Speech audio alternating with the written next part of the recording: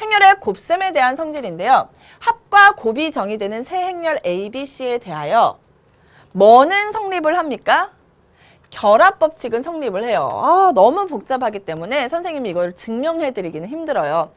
먼저 곱한 다음에 그 뒤에 나중에 C를 곱하나 A에다가 BC 곱한 것을 이렇게 붙이나 상관없습니다. 다만 여러분 이 자리는 절대로 바뀌면 안 돼요.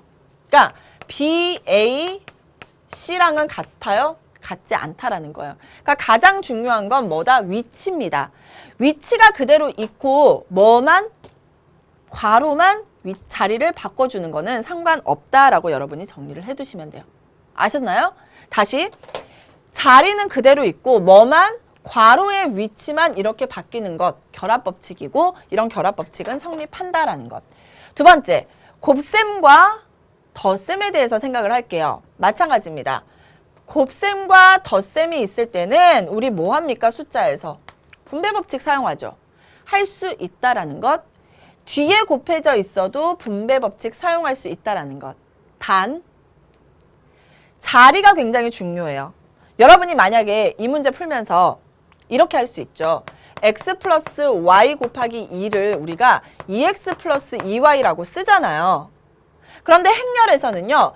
x 플러스 y에다가 a를 곱했을 때 ax 플러스 ay로 쓰면 된다 안 된다? 안 된다라는 거예요.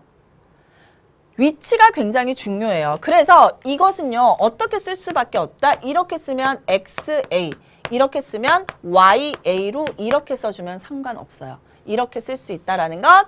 분배법칙이 성립하는데 여러분 뭐가 굉장히 중요하다고요? 순서가 굉장히 중요하다라는 것.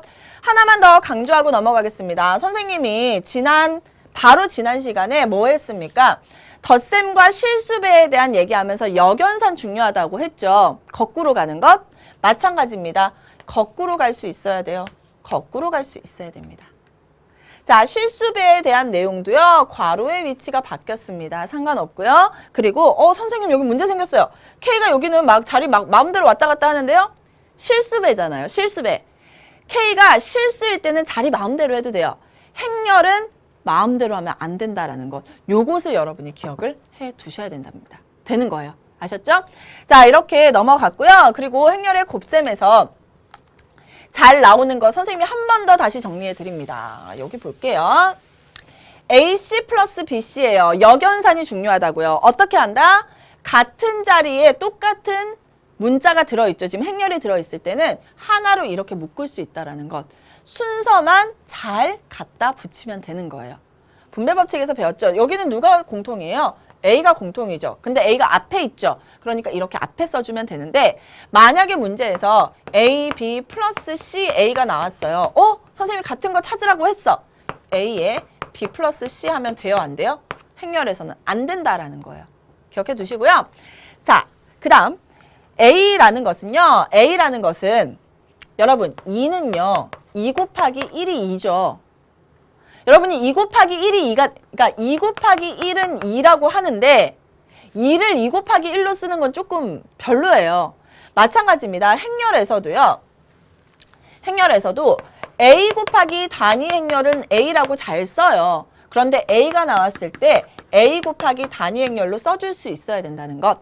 따라서 여러분 여기 교재는 등호로 잘 나가 있을 겁니다. A는 A 곱하기 단위 행렬로 바꿔서 쓸 수도 있어야 되고 그리고 단위 행렬 곱하기 A로도 바꿔서 쓸 수 있어야 돼요.